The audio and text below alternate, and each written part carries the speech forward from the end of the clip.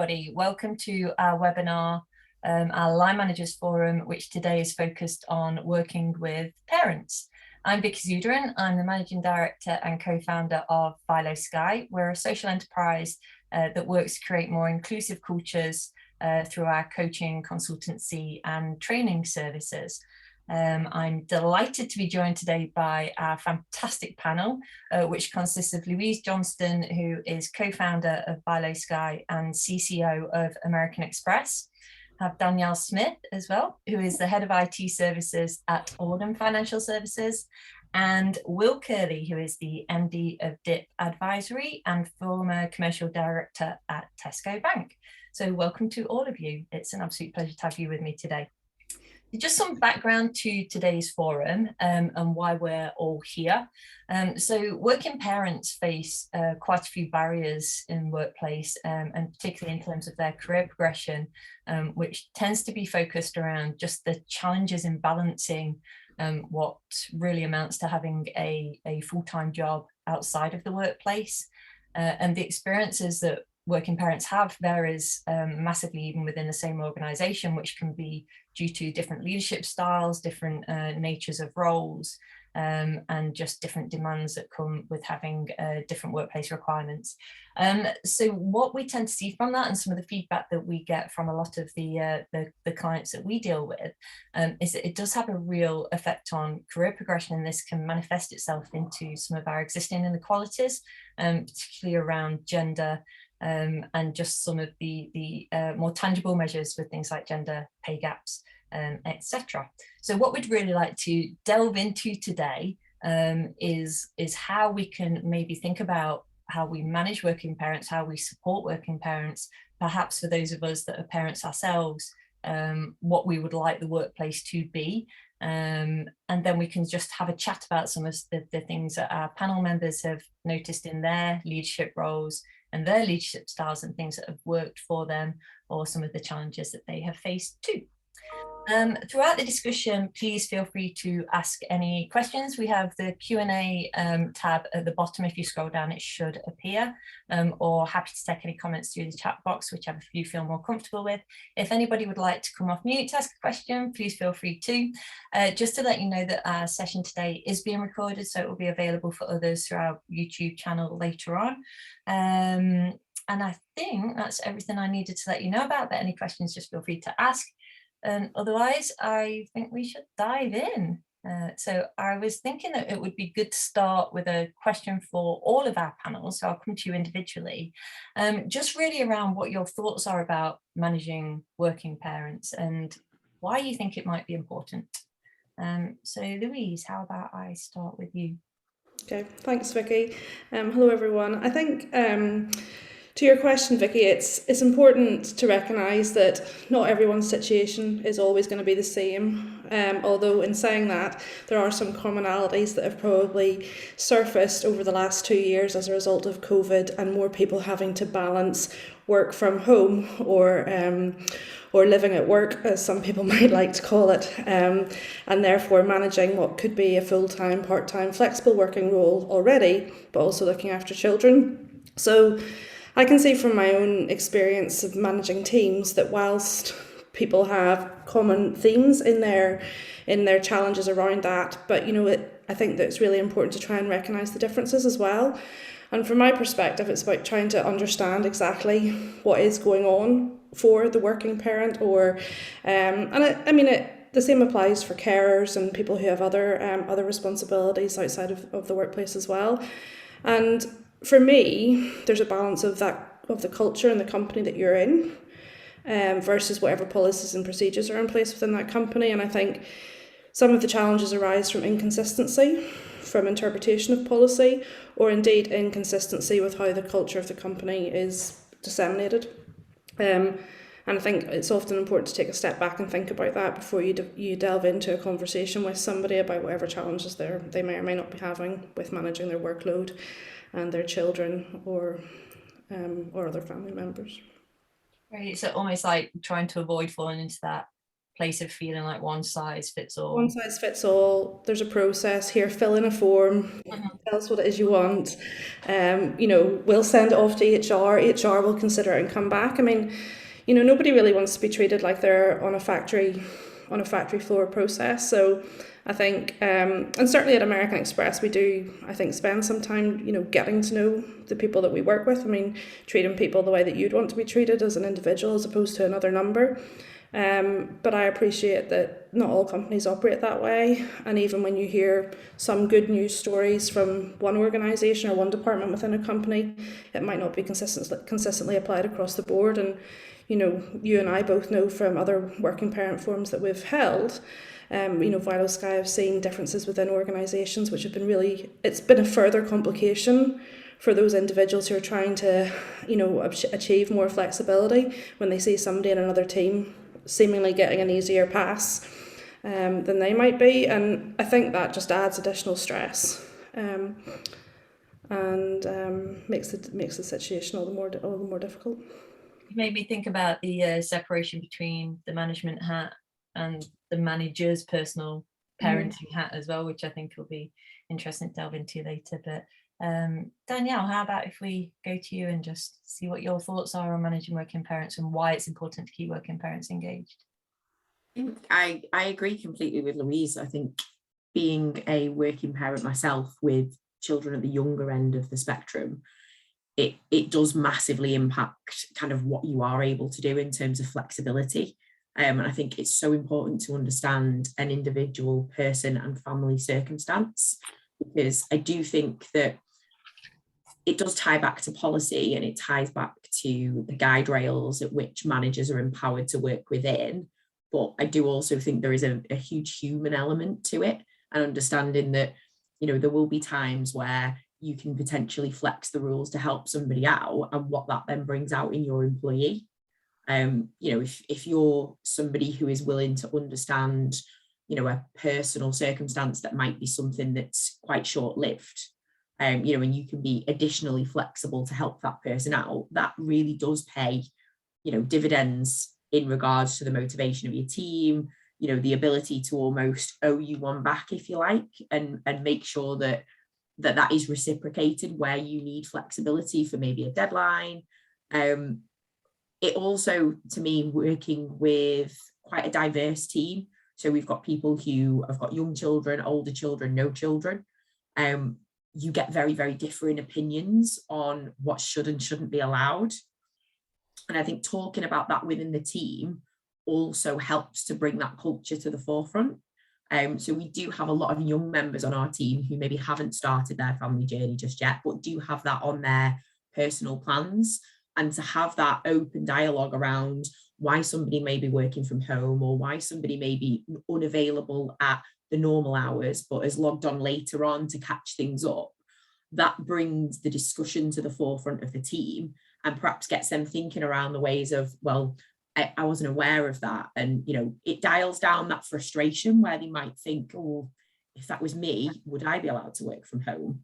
It does give you that personal spin on why you've perhaps made that decision, providing that, people are comfortable and it's a topic that can be discussed. And it gives people who are thinking about family planning, thinking about bringing children into their lives, how is this company going to work for me? Because it's a difficult decision to make when you're not sure of how that might affect your life and your role.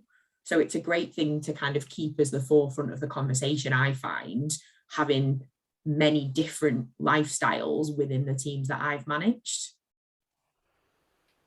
Yeah, so again, just some really interesting things that are surfacing there for me, just around sort of that whole idea of can't be what you can't see. And just if you're not seeing people actually talk about children in the workplace, or being accommodated for the fact that they are parents in the workplace, and it's harder when you're becoming a parent to think that you're able to do both things, to have that kind of high pressure, challenging, demanding, fulfilling role, and be a working parent at the same time.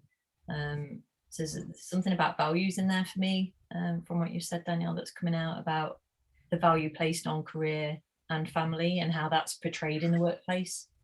Yeah, absolutely. I think COVID actually did us a little bit of a favour in that space. For me personally, dealing with a lot of senior members of staff at Auden, seeing their remote working situations, having dogs jump on desks and babies cry from the other room. And, myself, I was at home with a 1-year-old. So again, just having that, almost that real world example, you are exposed to the person at work. You're not necessarily always exposed to their family environment. And sometimes it can be very grounding to understand that they have it just as difficult as you, or they perhaps don't have an insight into how challenging things can be with small children in the background. And I think that really did open up the discussion point and force the issue at home. Businesses were very, very stuck because they either made the decisions that were going to be to the detriment of a business, or they accepted that the day was going to be disruptive and they had to do the best that they could at the time. So yeah, I think it was really quite humbling to see that there were other people in that same scenario. And it does remove that stigma in your mind of you can't be senior in an organization if you put your family first. Yeah.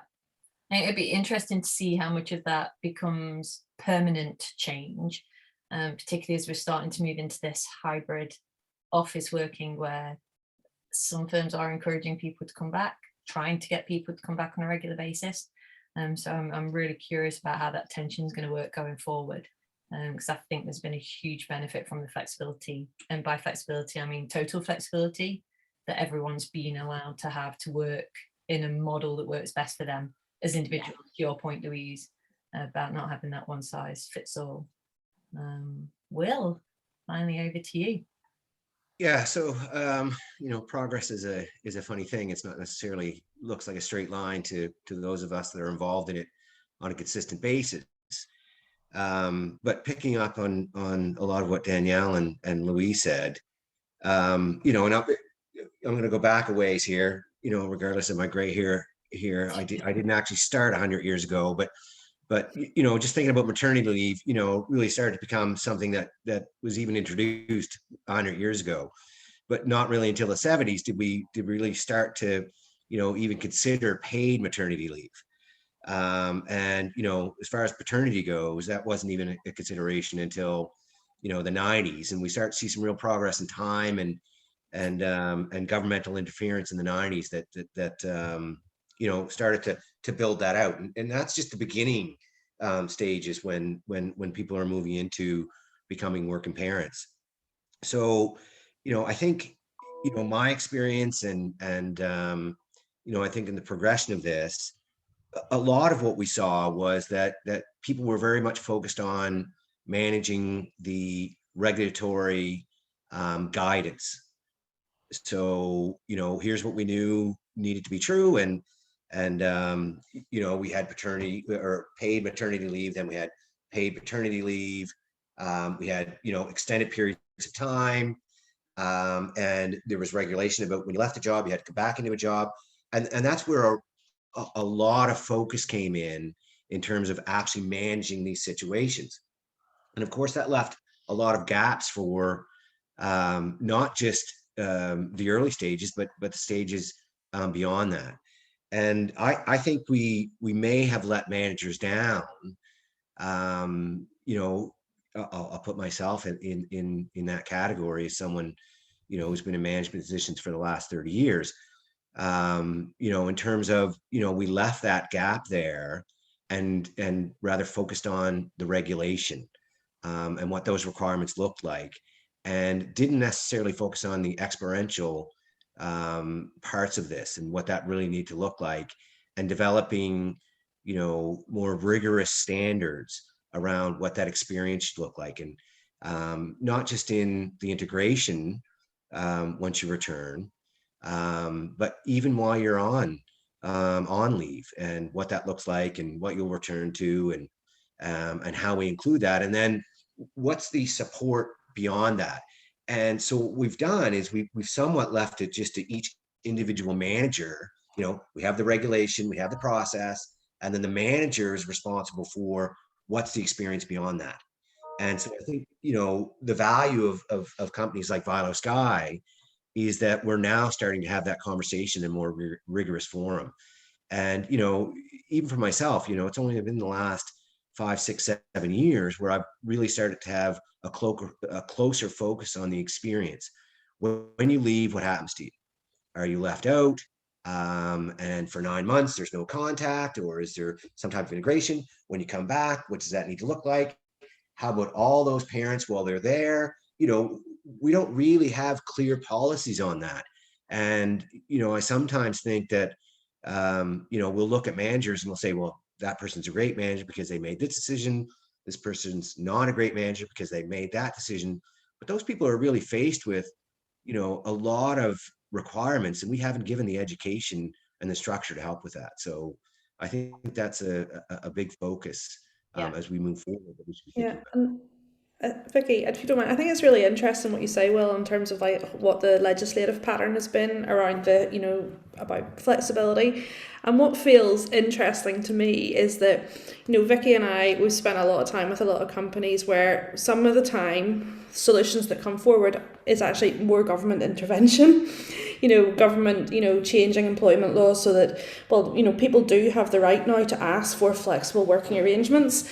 And, it's interesting, I think we need to be careful not to continue the vibe that you have just described, where the law says you must do this, but the experience has been forgotten, or the how you do it has been forgotten or overlooked, and instead people go to the black and white, what's written in the law, essentially.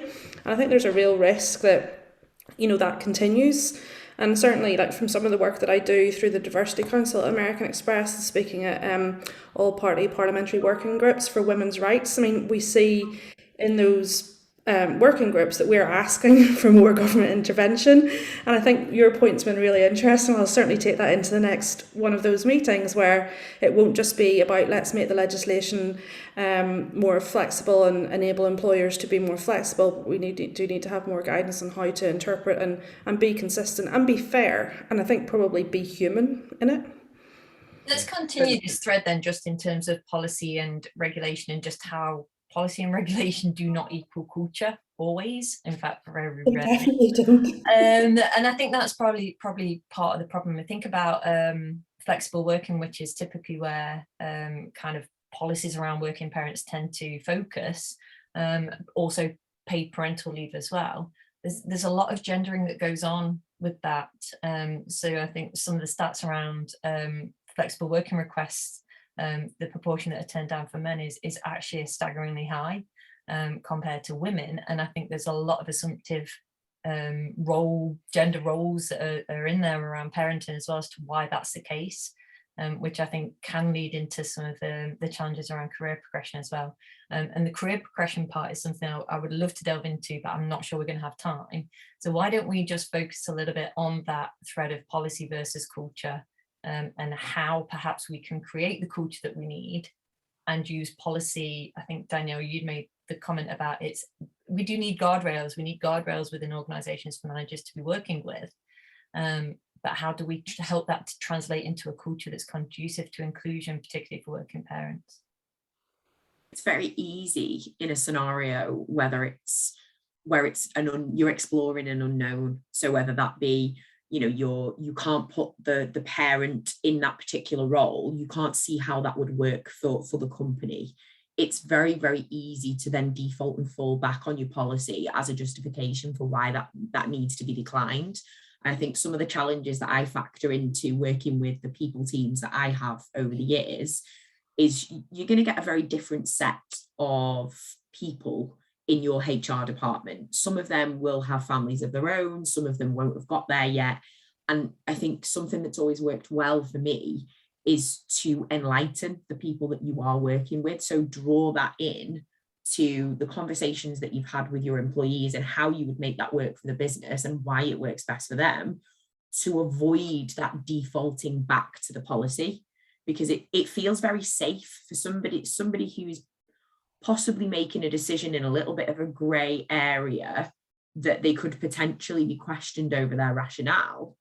it's very easy to default to a policy that will give you a yes or a no answer. And I think that's what drives your culture. It's the ability to be brave in those decisions and say, well, from my interpretation, it largely fits the policy. I see how this would work, and even if you went down the route of a trial, before you go through an acceptance, it's about being able to break those molds and feel comfortable as a human being that you are doing the best for a person. And it just keeps that personal touch to the forefront, that you are dealing with a human, you are dealing with a family that have got some requests that are reasonable. It's almost like saying yes and making the yes work rather than trying to find reasons to say no. Exactly. Yeah. Lead with the yes and then interpret the policy, not the other way around. And what about from that separation of being a line manager and being a parent too? I mean, those two hats that come into play when you are both. It feels like it's almost trying to create the culture that's going to benefit yourself as well.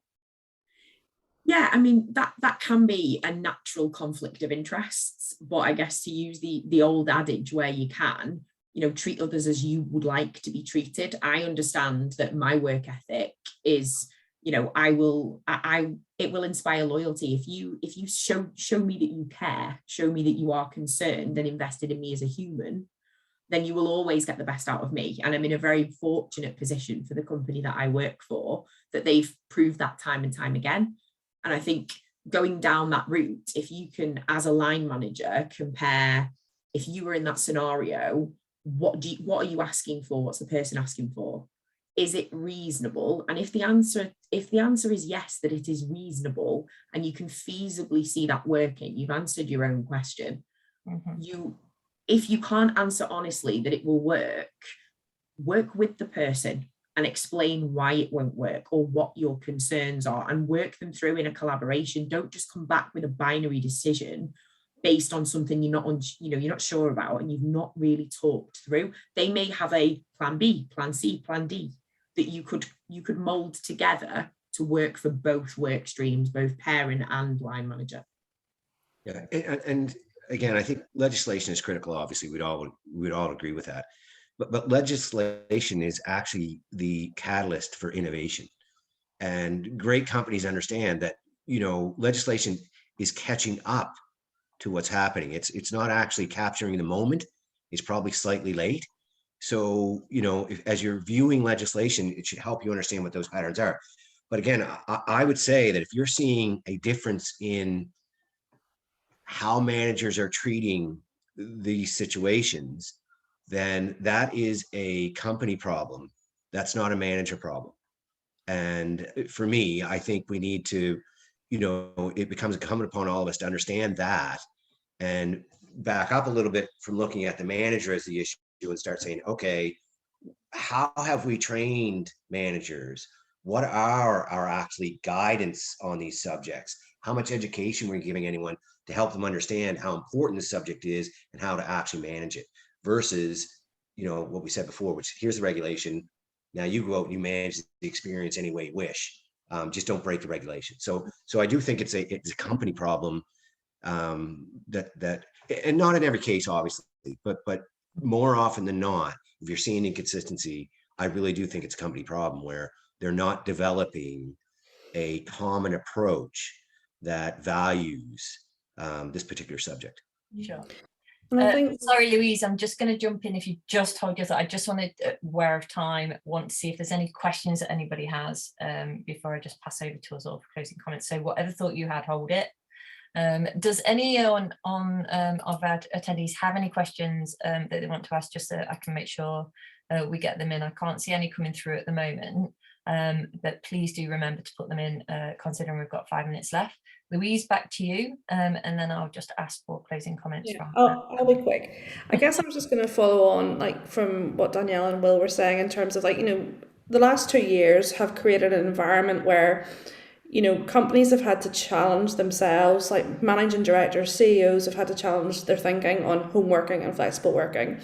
And I think we need to continue to push at that open door. Like, it has been proven, the world has continued to turn with the vast majority of people working from home, albeit, and I don't want to underestimate it for one moment, how challenging that will have been for a lot of people for the reasons we're having this conversation. But I think we have to use that and learn from those challenges that people did have, whether it's one line manager saying, yes, you can have a reduced workload, or you work reduced hours, or you work different hours to the rest of the team. We have to learn from those challenges to continue to push, because, you know, as you say, Vicky, like, we are starting to see offices filling up, although maybe not quite as fast as some might want, but which is an interesting thing in itself, that people are voting with their feet in that regard.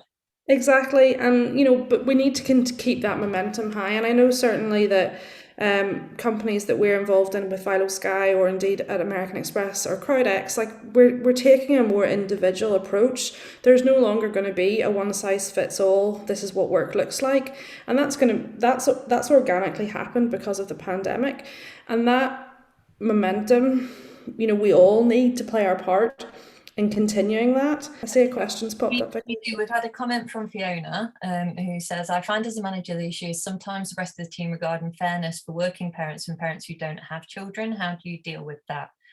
Which is a point that has come up. So yeah, for I guess people without parents may feel they're picking up a slack for people with parents at times.